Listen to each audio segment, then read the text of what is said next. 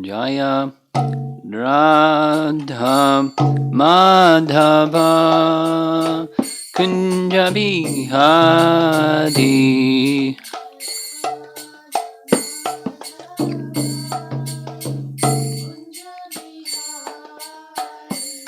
Jaya Radha Madhava Kunja Bihari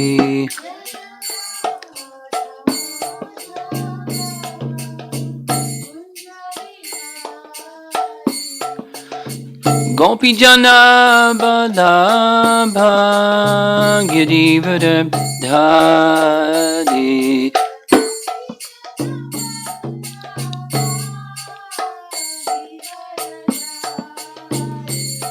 Gopi Jana Balabha Girivardhari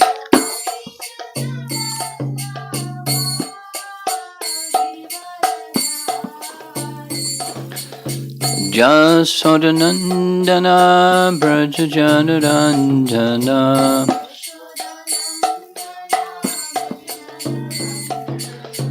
Jasodanandana Brajajanarandana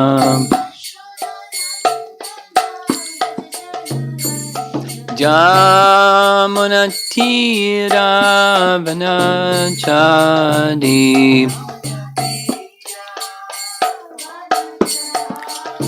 Jamuna Tira Vanachadi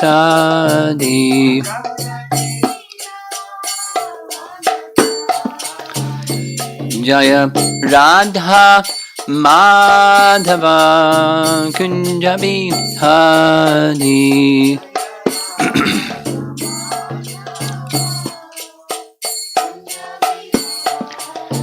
Jaya Radha Madhava Kunja Bihari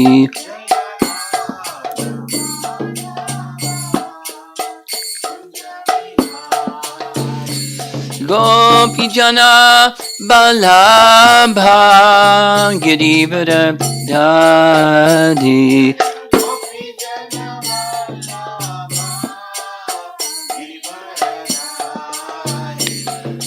Gopi Jana Balabha Girivardhari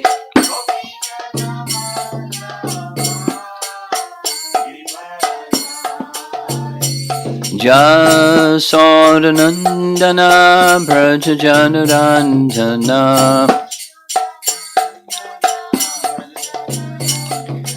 Jasodanandana Brajajanarandana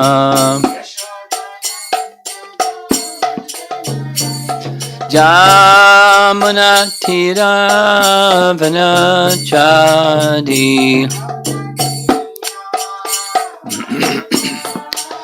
Jamuna Tira Vanachadi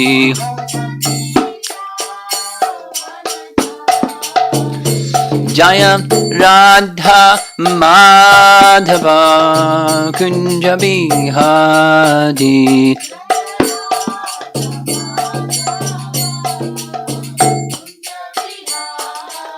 Jaya Radha Madhava Kunja Bihari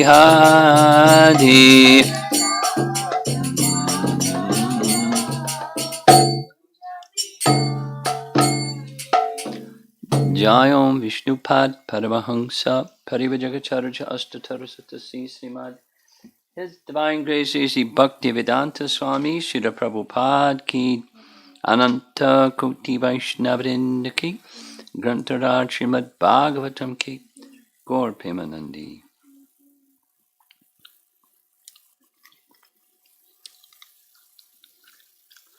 Om Namo Bhagavate Vasudevaya Om Namo Bhagavate Vasudevaya. Om Namo Bhagavate Vasudevaya.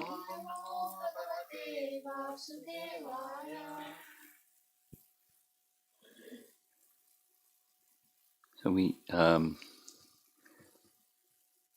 discussed a very rasic verse yesterday, text 13, Canto 10, chapter 26. I think at the end I'm going to go back and read some more of that commentary because of its significance. It says lots of things that are important for understanding Krishna's pastimes in Vrindavan. So this morning we'll be discussing verses 14, 15, 16 from Canto 10, chapter 26. And here's the translation for text 14. Now the speakers, again it's the elders of Vrindavan, the cowherd men, speaking to Nanda Maharaj. On the one hand, this boy is only 7 years old, and on the other we see that he has lifted the great hill, Govardhan. Therefore, O king of Vraja, a doubt about your son arises within us. Vishwanath Chakravarti Thakur writes, short, already they have described Krishna holding up Govardhan. They repeat the description again in this verse because of their astonishment. Jiva Goswami writes, that Krishna was only 7 years old, the small child can be understood from his birth and growth. This can also be understood from seeing other boys' growth. By lifting Govardhan, it could be understood that he was endowed with great powers by which he could kill Putana and other demons, and that he was the natural shelter and object of natural prema. Because of his powers and his being the shelter and object of prema, he cannot be a child. He must be a devata, and among devatas he must be extraordinary, since one does not see such things in other children. But since he is only 7 years old, it is not possible for him, from him, to be anything except a child. Because he lifted Govardhan, he cannot be a child. Because of these two opposing qualities in one person, we have a doubt. This child is other than an ordinary child, or is some remarkable devata. Sanatana Goswami writes, though your child is an ordinary boy, today we have experienced his great powers directly. They speak in astonishment. Because of the contradiction of being an ordinary child and having great powers, doubt arises in their minds.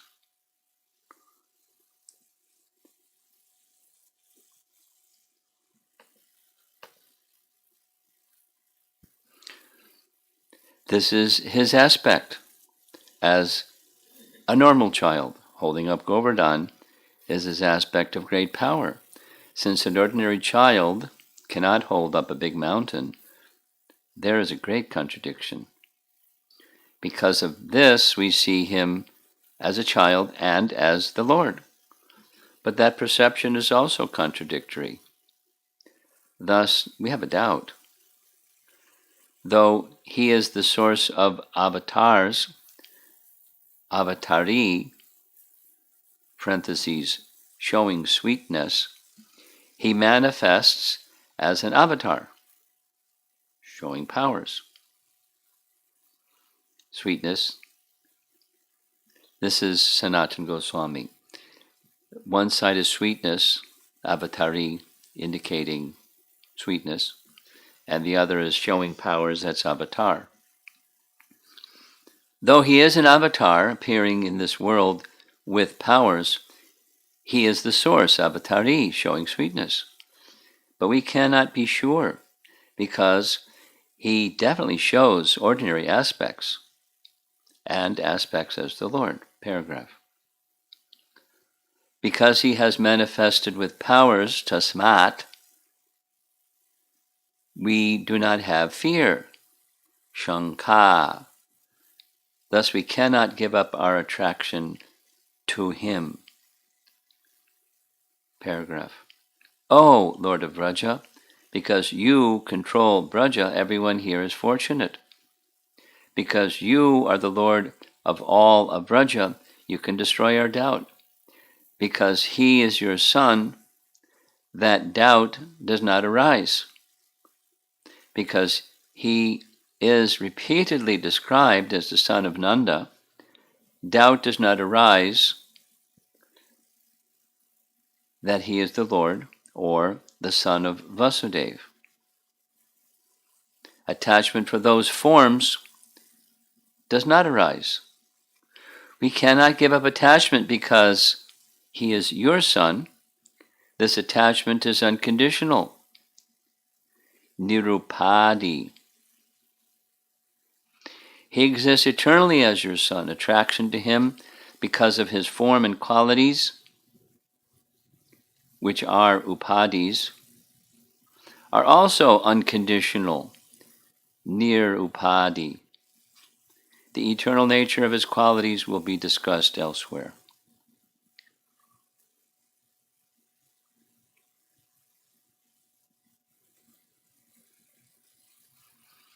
Now there's reference to this verse in Jiva Goswami's 10th canto commentary. It's called Vaishnava Toshini. And this is from chapter 45. Krishna said,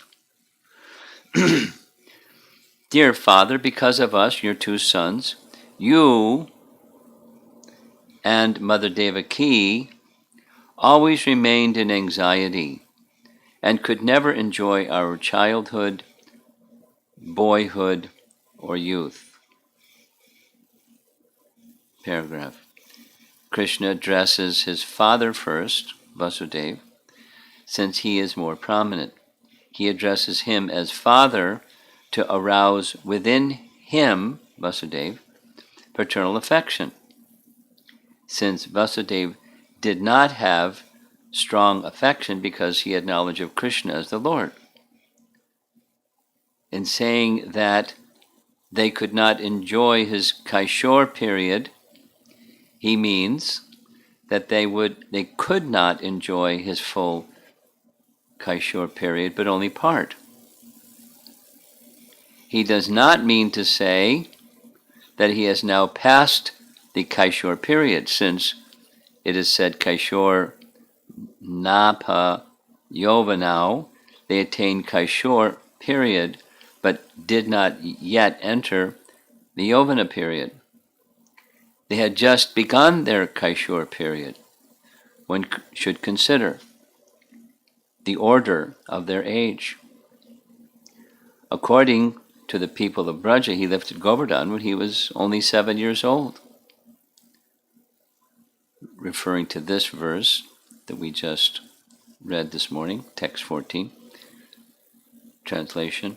On the one hand, this boy is only 7 years old, and on the other hand, we see he has lifted the great hill Govardhan, therefore king of Braja, a doubt has arisen within us. Paragraph. He held up the mountain on the 3rd lunar day during the waxing moon of Kartik month. He completed the 7th year on the 8th lunar day of Gona Bhadra month. Out of affection, the people stated that he was 7 years old, when actually he was 7 years, 2 months, and 10 days old.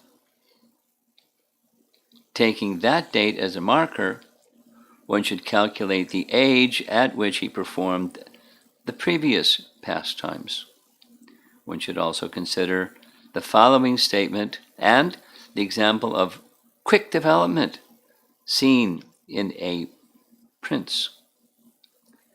So now it's referring to Canto 10, Chapter 8, text 26. Sukadeva Goswami is speaking, O King Parikshit, within a very short time, both Balaram and Krishna began to walk very easily in Gokula on their legs by their own strength, without the need to crawl. Back to the commentary. Therefore, it was not impossible that Krishna lifted Govardhan when a little over 7 years old, since he was, moreover, the Supreme Lord. He killed Trinavarta when he was only 1 year old. Damodar pastime took place at the beginning of his 3rd year, during Kartik month. Some days after that, he went from Gokula to Vrindavan. After 2 or 3 months, Krishna began herding the calves. So that's when he's still 3.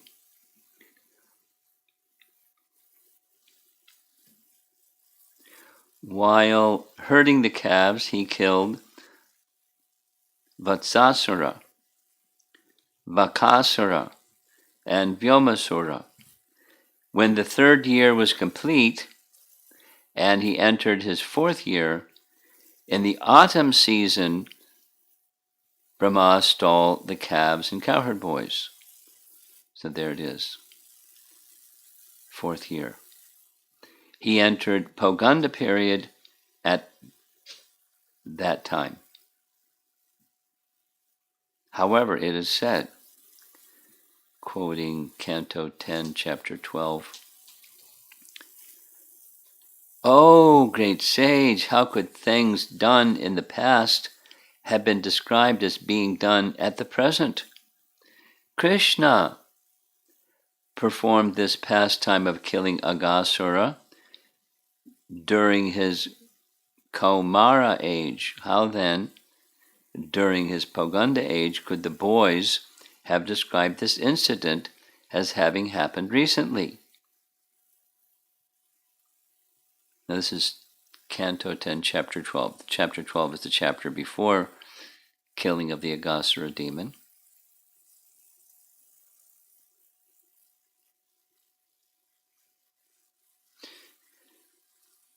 Paragraph. Thus, because of the theft,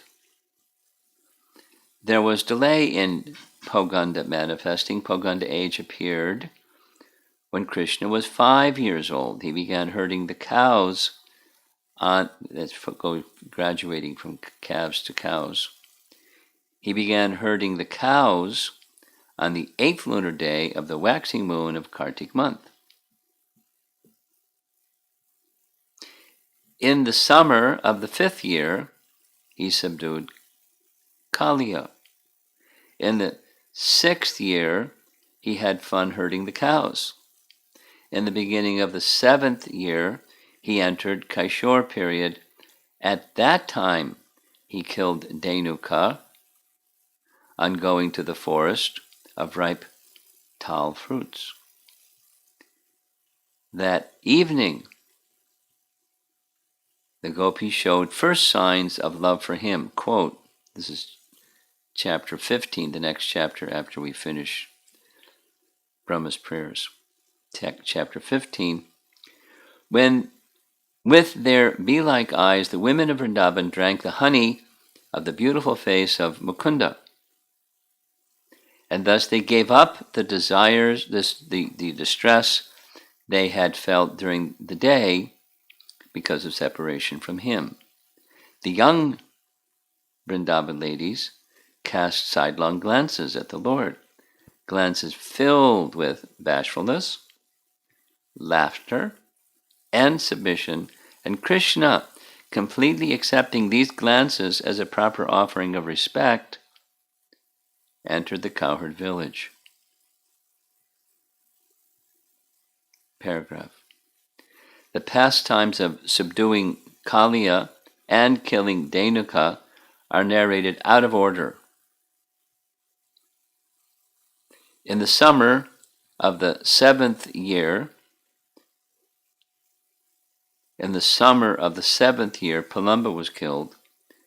During the Ashvina month of his 8th year, he played the flute. During Kartik month, he lifted Govardhan.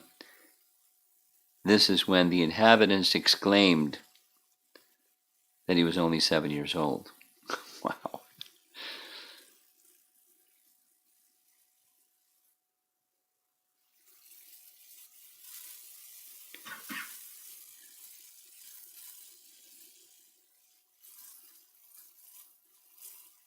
Okay, now text 15. Text 15.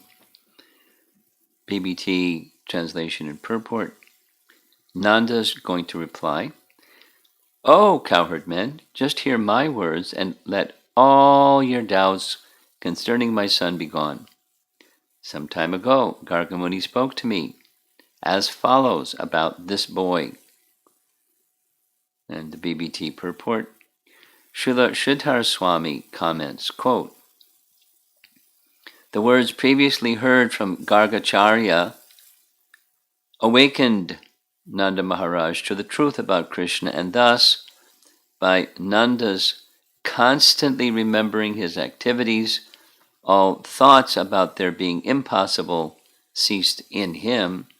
Now he instructed the cowherd men with these same words." Vishwanath, quote, "I will relieve your doubts by reciting what I heard from Gargamuni. Narayana has entered my son. By the force of my performance of past pious activities to deliver me most mercifully from danger." Unquote. Jiva Goswami.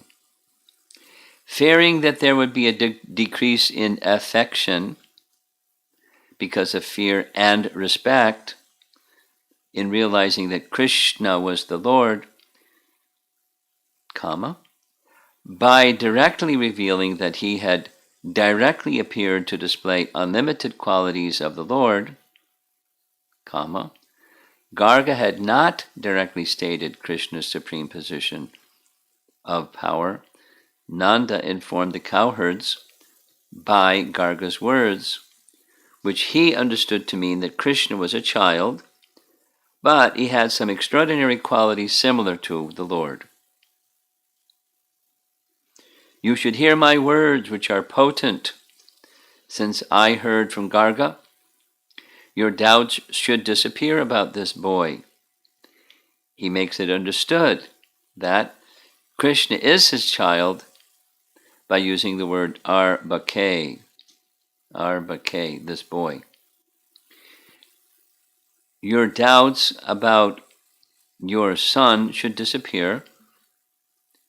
To increase their affection for Krishna, he identifies Krishna as their son as well as his. Hear what Garga said concerning this son of mine. By using the word Enam, this, he speaks as if Krishna were present, though he was actually absent, since he was the object of great attraction for them and was present in their hearts at all times. By repeating words like Arbake and Kumaram, he indicates that Krishna is none other than his own son. Hear what Garga said clearly about this boy to me, not by hints."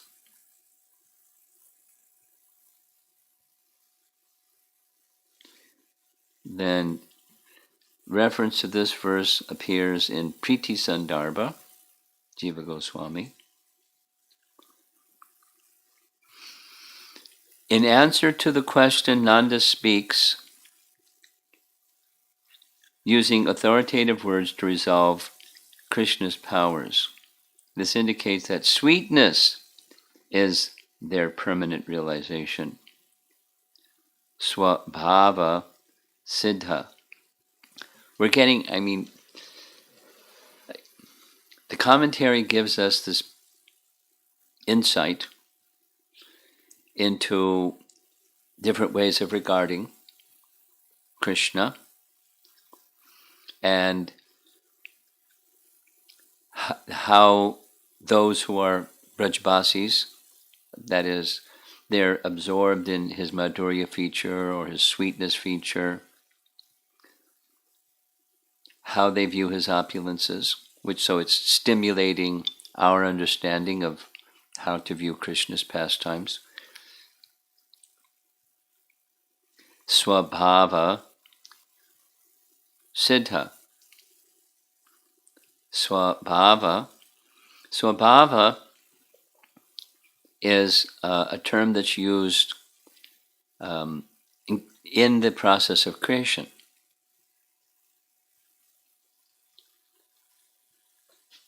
In the process of creation, along with the living entities goes kala, karma, and swabhava. Swabhava can be thought of as the tendencies, the nature, born of the modes of nature that souls have, but in the body of Mahavishnu they're dormant because creation has been withdrawn. But they still have their tendencies, or swabhava, or the affinity for certain modes. The affinity of the certain modes is not manifest because everything's suspended. So when creation begins, there's swabhava. That's one of the potencies that goes with jnana bala kriyacha. So it's swabhava, this kriya, making the karma and guna of living entities awakened again, is with creation. But there are those that are not part of creation. They also have their swabhava. They have their transcendental swabhava.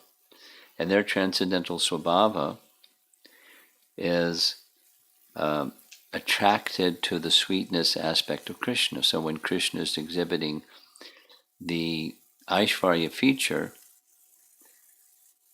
always underlying is their sweetness feature. So Garga spoke the way that he spoke in order to support the swabhava, the natural tendency of Nanda Maharaj to view Krishna in a certain way. Nanda is repeating those words so that the residents of Vrindavan can similarly have their natural tendencies supported. He's just my child. And he's endowed, Garga said, with special potencies. So here now there's reference to this verse, text 15, that we just read. O cowherd men, just hear my words, and let all your doubts concerning my son be gone. Some time ago Garga spoke to me as follows about this boy. And then further, as Garga Rishi spoke these words to me and returned home, there's like 8 verses of what Garga said. After Garga Rishi spoke these words to me and returned home, I began to consider that Krishna, who keeps us free from trouble, is empowered by Narayan. So Garga, what part of what he said is Krishna would protect you from danger. So the protection from danger was an investment of potency from Narayan. At least that's what he understood from what Garga Rishi said. By the word, quote, what Garga spoke to me, Nanda indicates that the conclusion is clear. The words, using words like Arbaka and Kumara, suggest his natural appreciation of Krishna's sweetness. Taking him as a small boy.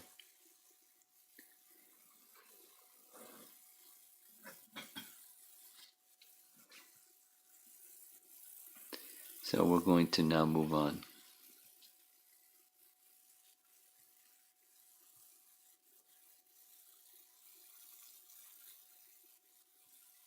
Text 16. This is our final verse for this morning. Translation of text 16. Garga Muni had said, "Your son Krishna appears as an incarnation in every millennium. In the past, he assumed 3 different colors, white, red, and yellow, and now he has appeared in a blackish color." Purport. This and the next 6 verses through text 22 are taken from the 8th chapter of this canto, in which Garga Muni instructs Nanda Maharaj about Nanda's son Krishna. The translations found herein for these verses are based on those of His Divine Grace, Prabhupada. In chapter 8, where the verse originally appears, the reader will find extensive purports by Srila Prabhupada. Here's Jiva Goswami's commentary for text 16. Nanda repeats Garga's words until verse 22. One should see the previous verses 13 through 19 of chapter 8 for the meaning. However, in verse 22, there's a slight alteration of the words. In verse 23, Nanda indicates he is repeating the words of Garga. And Sanatana Goswami. Nanda quotes Garga's words to instill faith in the cowherd men through text 22. Nanda's changed words, text 22, since Garga's words did not indicate Krishna's greatness, but rather decrease his greatness, since he is to be protected by others.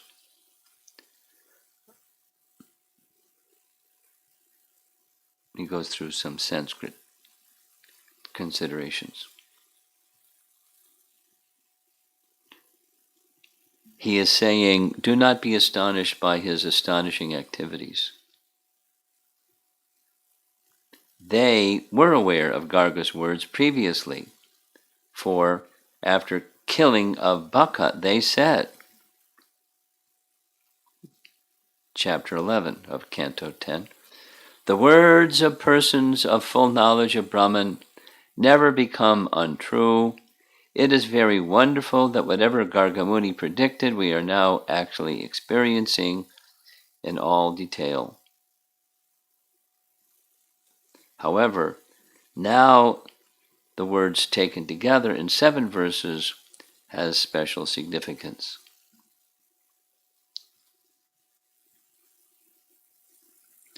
So here's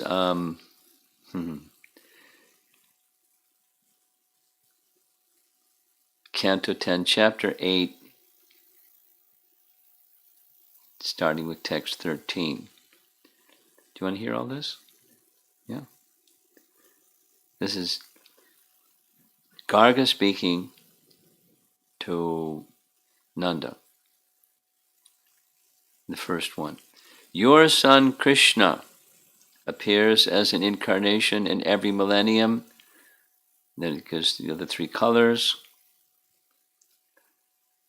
And then in parentheses, in another Dwapara Yuga, he appeared as Lord Ramachandra in the color of Shuka, a parrot. All such incarnations have now assembled in Krishna. Purport. Long.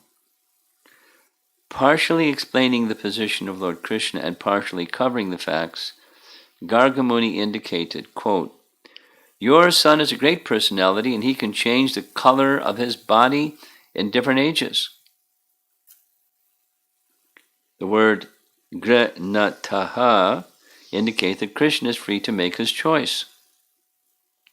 In other words, he's the Supreme Personality of Godhead and may therefore do whatever he desires. In Vedic literature, the different colors assumed by the Personality of Godhead in different millenniums are stated. And therefore, when Garga Muni said, quote, your son has assumed these colors, he indirectly said he's the Supreme Personality of Godhead. Because of Kamsa's atrocities, Garga Muni tried to avoid disclosing this fact. But he indirectly informed Nanda Maharaj that Krishna, his son, was the Supreme Personality of Godhead. Paragraph. It may be noted that Srila Jiva Goswami in his book Krama Sandarbha has enunciated the purport of this verse. In every millennium, Krishna appears in a different form, either as white, red, or yellow, but at the same time he personally appeared in his original blackish form, as predicted by Garga Muni, exhibited the power of Narayana. Because in this form the Supreme Personality of Godhead exhibits himself fully, his name is Sri Krishna, the All-Attractive. Paragraph. Factually, Krishna is the source of all avatars, and therefore all different features of the different avatars are present in Krishna. When Krishna incarnates, all the features of the other incarnations are already present within him. Other incarnations are partial representations of Krishna, who is the full-fledged incarnation of the Supreme Being. It is to be understood that the Supreme Being, whether appearing as Shukla, Rakta, or Pita, is the same person. When he appears in different incarnations, he appears in different colors, just like the sunshine, which certainly contains 7 colors. Sometimes the colors of sunshine are represented separately. Otherwise, the sunshine is observed mainly as a bright light. The different avatars, such as the Manvantar avatars, Leela avatars, and Dasha avatars, are all included in the Krishna avatar. When Krishna appeared, all the avatars appeared with him, as described in Srimad Bhagavatam 1:3-26. Quoting, Avatarahi asankyeya hare sattva nidher dvija yata vida sina kulya sarasa syu sahasrashaha. The avatars incessantly appear like incessantly flowing water. No one can count how many waves there are in flowing water. And similarly, there is no limitation of the avatars. And Krishna is the full representation of all avatars because he is the source of all avatars. Krishna is Amshi, whereas others are Angsha, part of Krishna. All living entities, including us, are Angshas. Mamivangsha Jivaloke Jivabhuta Sanatana. These Angshas are of different magnitude. Human beings, who are minute Angshas, and the demigods, Vishnu Tattva, and other living beings are all part of the Supreme. Nityo Nityanam Chaitanas Chaitananam Katupanishad. Krishna is the full representation of all living entities, and when Krishna is present, all avatars are included in him. Keeps going. It's a long purport. Paragraph. The 11th canto of Srimad Bhagavatam describes the incarnations for each yuga in chronological order. The Bhagavatam says, Krite Shuklas Chatur Bahu Chaitayam Rakta Varno Syao Dvapare Bhagavan Shamaha and Krishna Varnam Trisha Krishnam.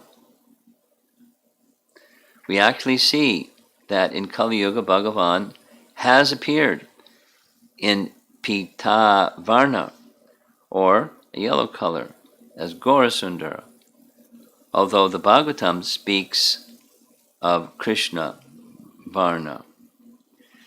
To adjust all these statements, one should understand that although in some yugas some of the colors are prominent, in every yuga, whenever Krishna appears, all the colors are present. Krishna Varnam Trisha Krishnam. Although Chaitanya Mahaprabhu appears without Krishna or blackish color, he is understood to be Krishna himself. Idanim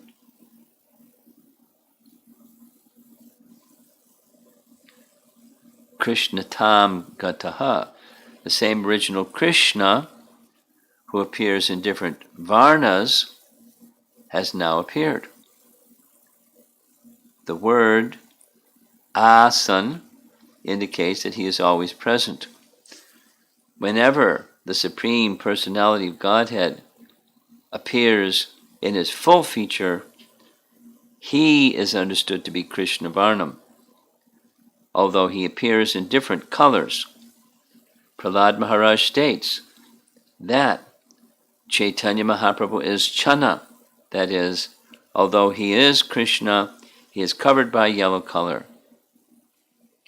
Thus, the Gaudiya Vaishnavas accept the conclusion that although Chaitanya Mahaprabhu appears in Pita color, he is Krishna.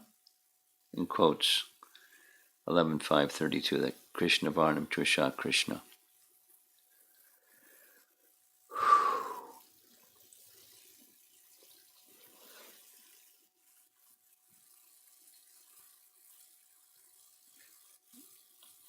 The commentary, I'm sure, is from the Acharyas is also long.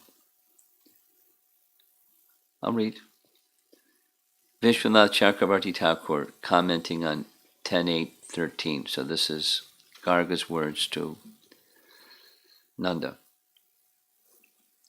In this verse, Garga informs Nanda that his son is a Mahapurush. Quote, your son takes birth in every yuga and has the colors of red, white, and yellow. Unquote. Gre Nata indicates that he accepts by his own will. Now at the end of Dwapara Yuga, he has taken the form of Krishna. By perfection of the worship of these forms in the respective yugas, the son of Nanda attains sarupya with those forms. Unquote. That is what Garga wants to convey to Nanda. The actual meaning, however, is hidden. Paragraph. Pointing his finger at the son of Nanda, he indicates that the forms with white, red, and yellow color are his parts or angsas, and now he has been born in his full form as avatari, source of the avatars, Krishna. The sentence can mean all the white, red, and yellow forms, indicating all the Manvantara avatars, Lila avatars, and Purusha avatars have all come now within the form of Krishna.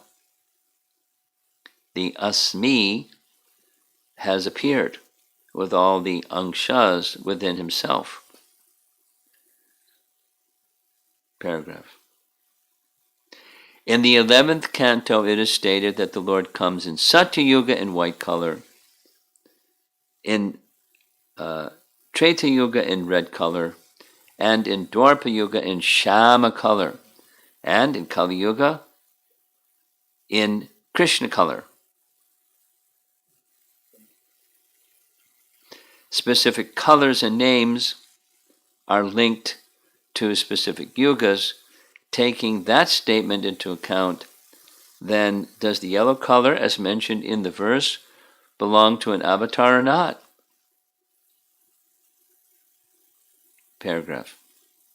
One should not say that because, quote, asan, unquote, indicates past tense for 3 avatars, that yellow can refer to a 4th avatar appearing in Dwapara Yuga, because the topic is concerning Yuga avatars only. He goes through some people say and refuting some people say. The explanation is as follows. The 2 words, yata and tata, occur as a pair.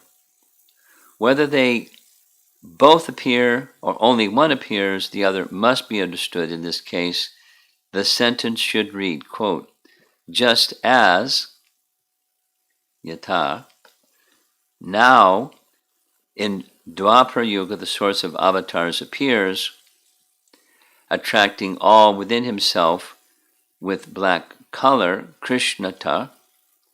So in Kali Yuga, tata as well. During the first part, all the avatars appear within him when he takes a yellow form.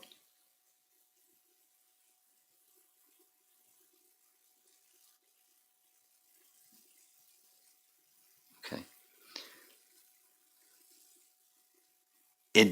Idanim now is taken in a slightly broad span from the end of Dwapara to the first part of Kali Yuga to apply to the appearance of both avatars. It's like doing a Sanskrit jugglery thing. Okay, go further.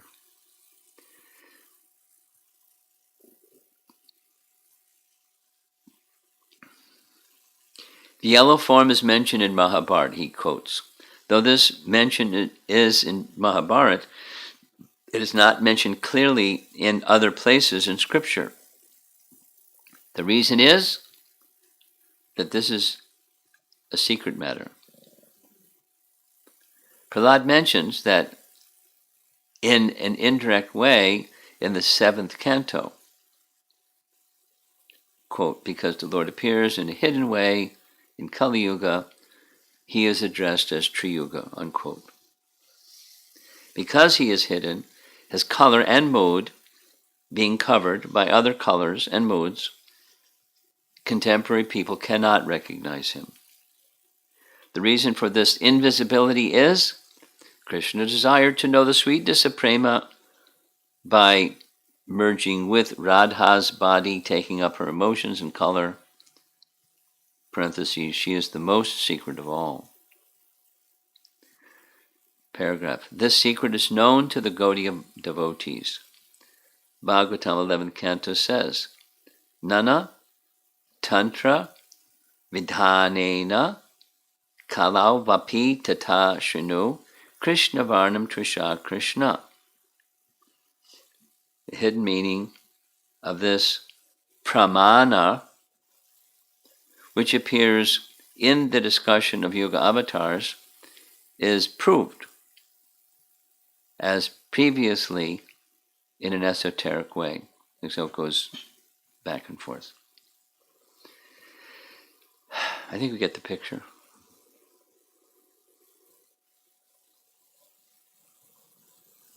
It's long commentary. Jiva Goswami's commentary is long. Sanatana Goswami's is long.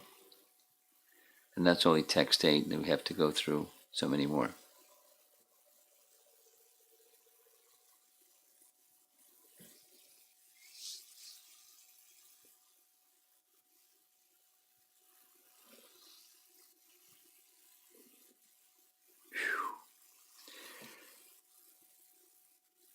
So my head is spinning.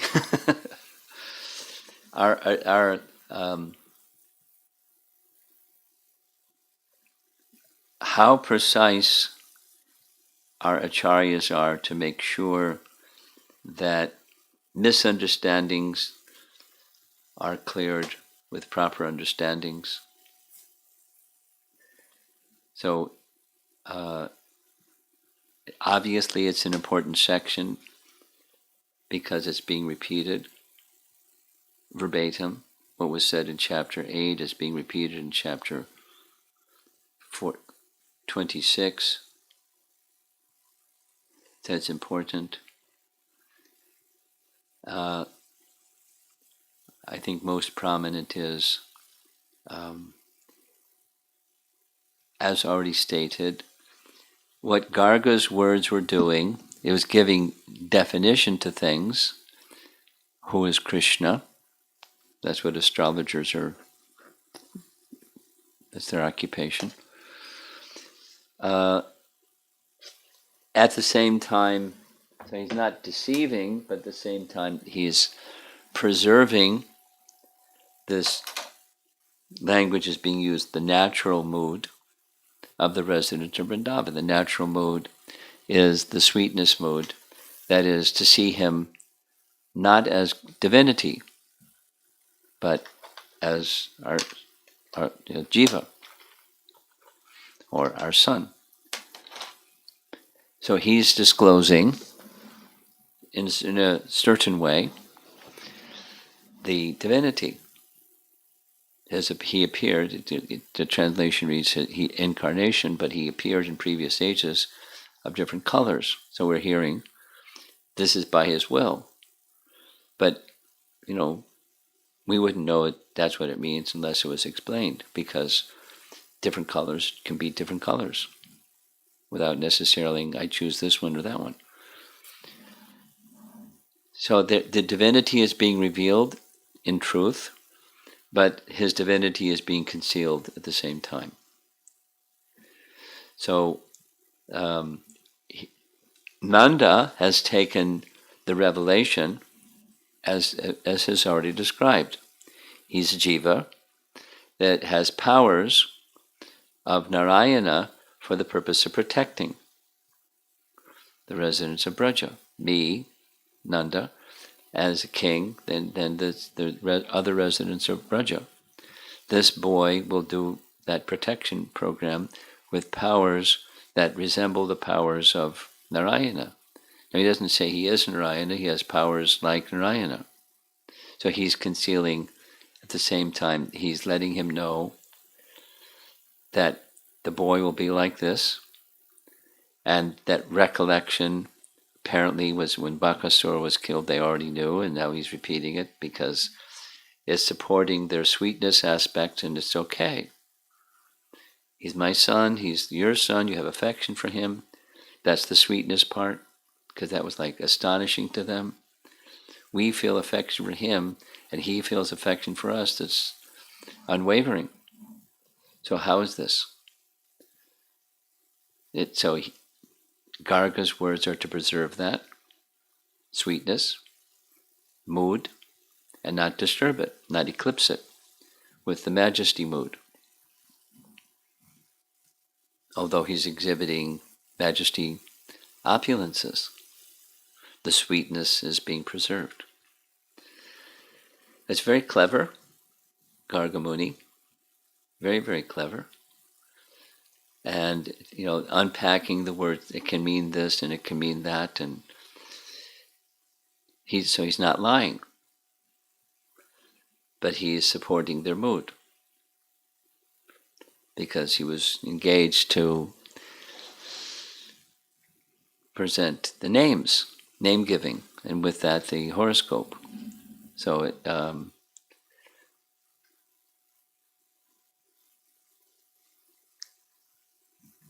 so that we don't have to take up more time during this morning's class. Apparently, all of this can be read on your own leisure.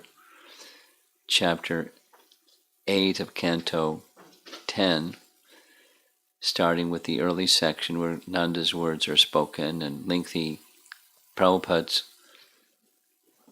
Chapter 8 commentary is comprehensive and extensive, so you can read it at your own leisure, or leisure if you're from Canada.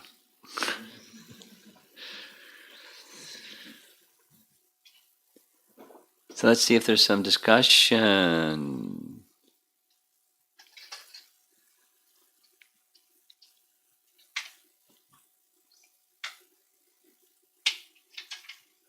We're putting batteries in the microphone. So, anything here or anything remote or what?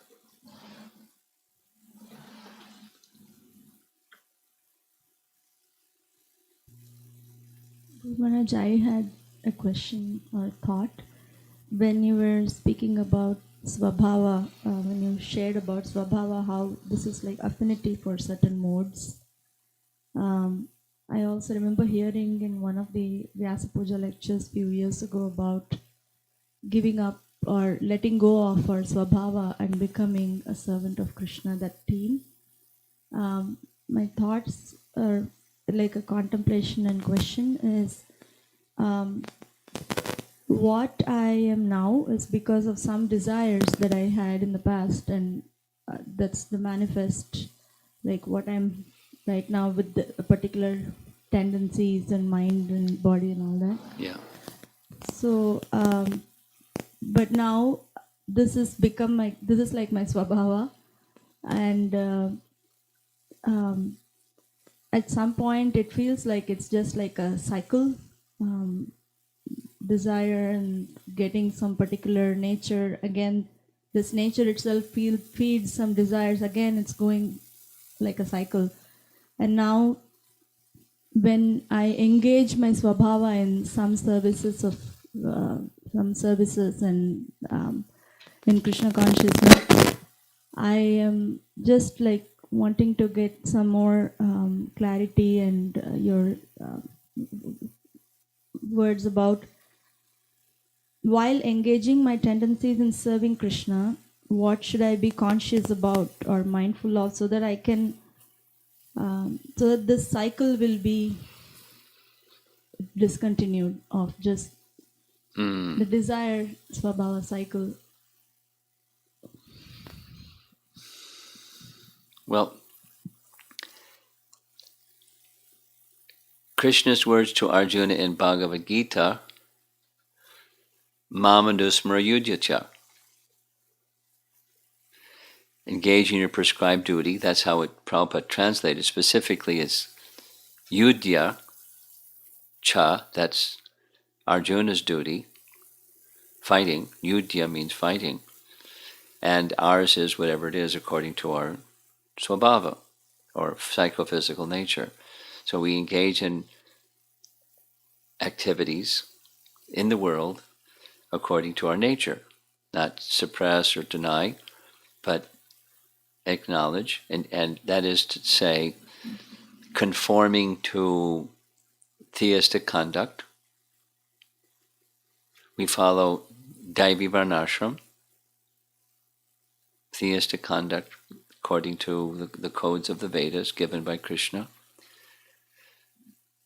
That's, the conditioned svabhava. And Mam Anusmara, always think of Krishna. Then always think of Krishna becomes possible when there's love. And we don't have love yet, so we're doing sadhana to awaken that love. So do your sadhana carefully with the aim of always remembering Krishna. Always remembering Krishna. And the combination of the two, staying under the umbrella, under the protection of Dharma,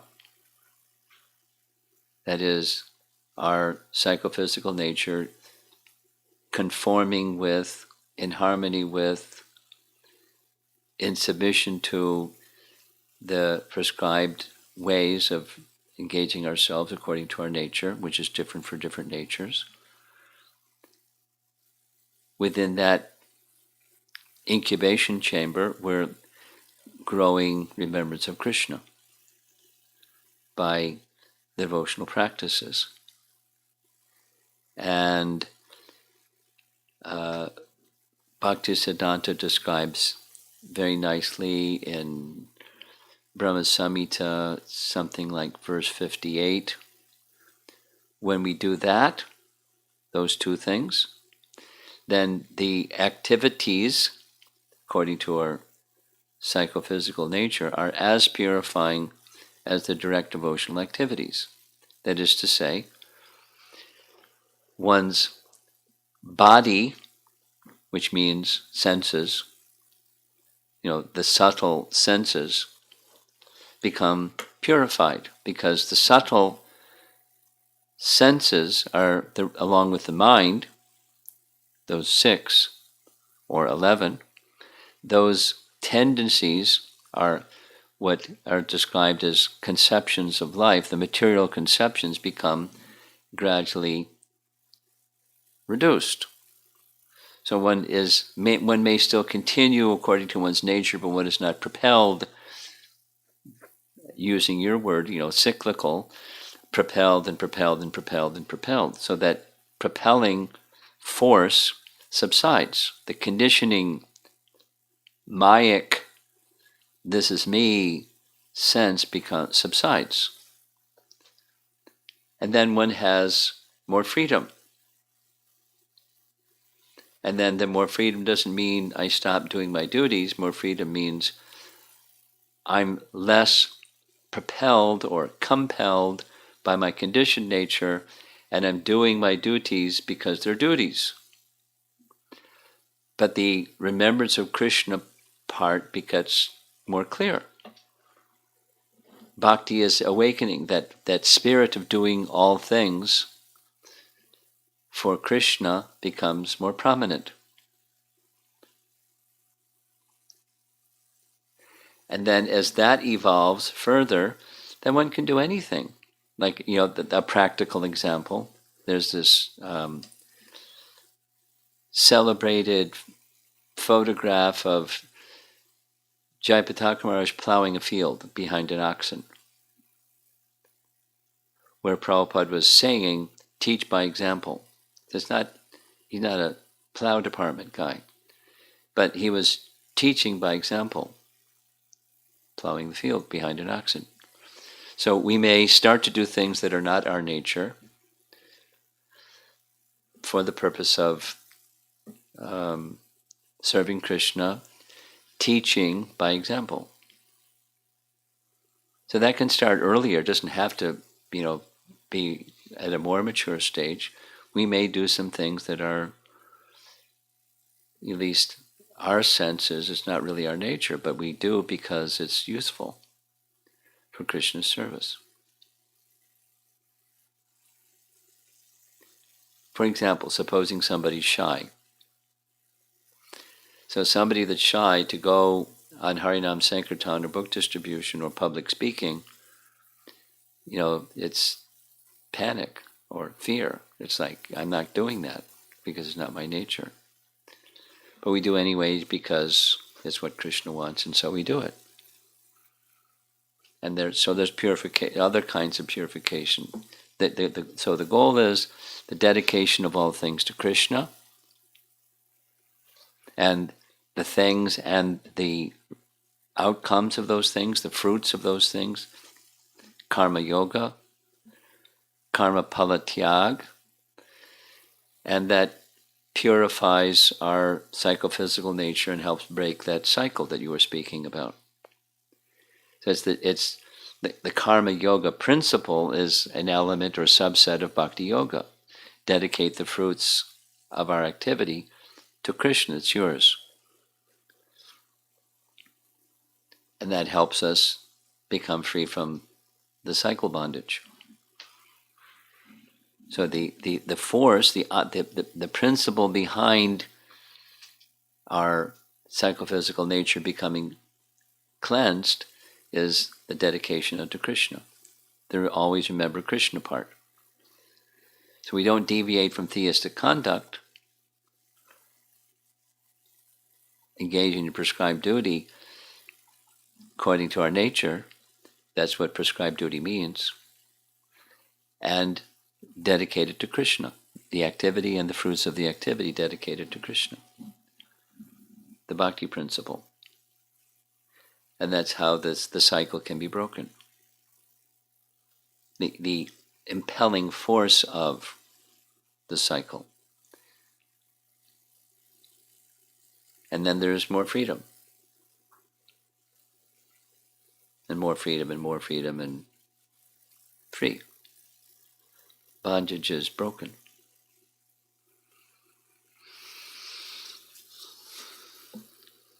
Yeah.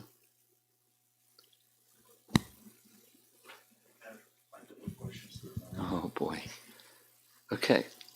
This is just a comment from Kishore Prabhu saying that he is still in Mayapur and locked down and he'll be back.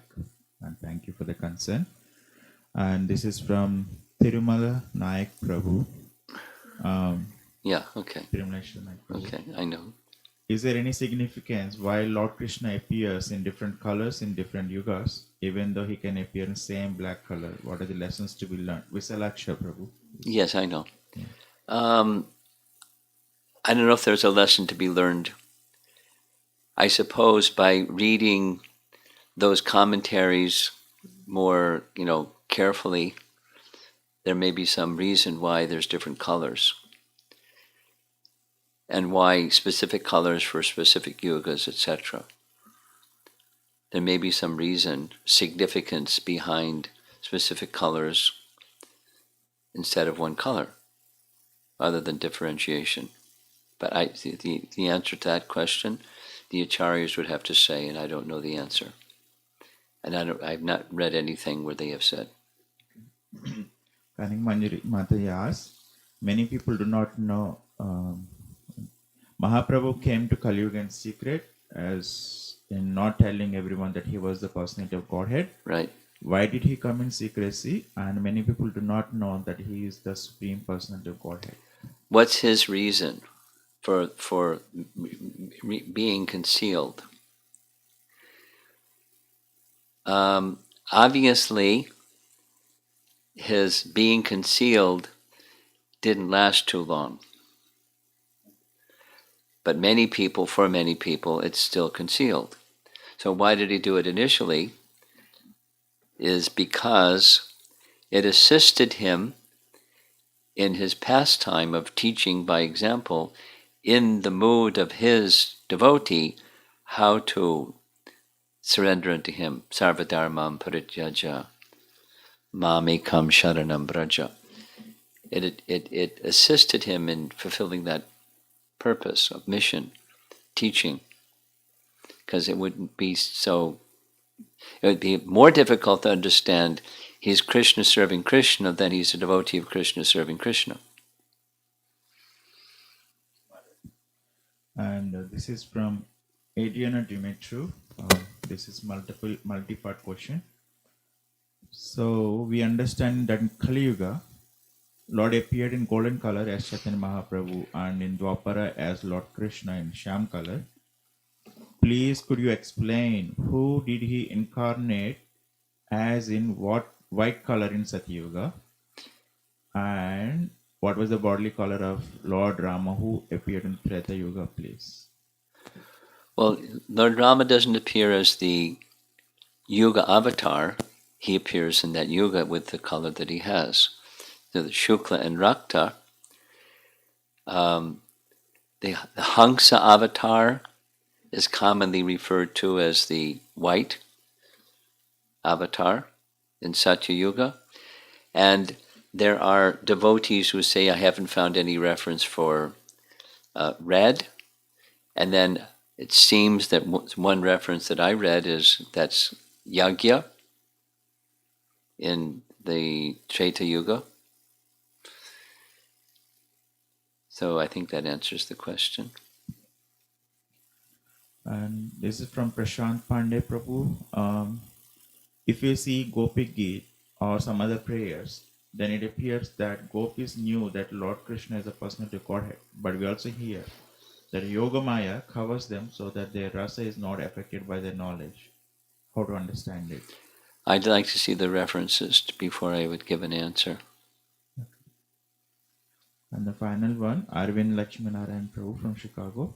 During all Krishna's pastimes, all his friends and families interacted with Krishna as a regular child or a boy. Could you please explain how was this possible? How was what possible? Krishna appeared as if he was an ordinary child. How is that possible, is the question?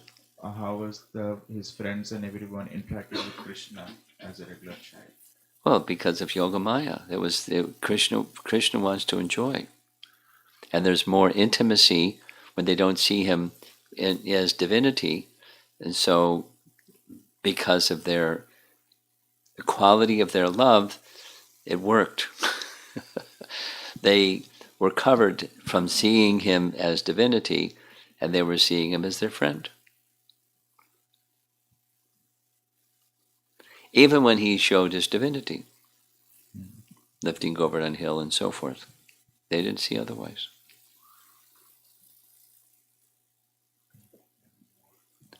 Okay. Amara Mataji asks, what did the cowherds do after knowing these facts about Krishna?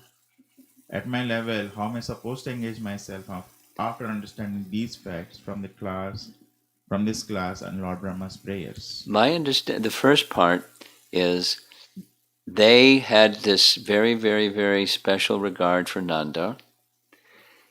Nanda has accepted the words of Garga as pacifying him.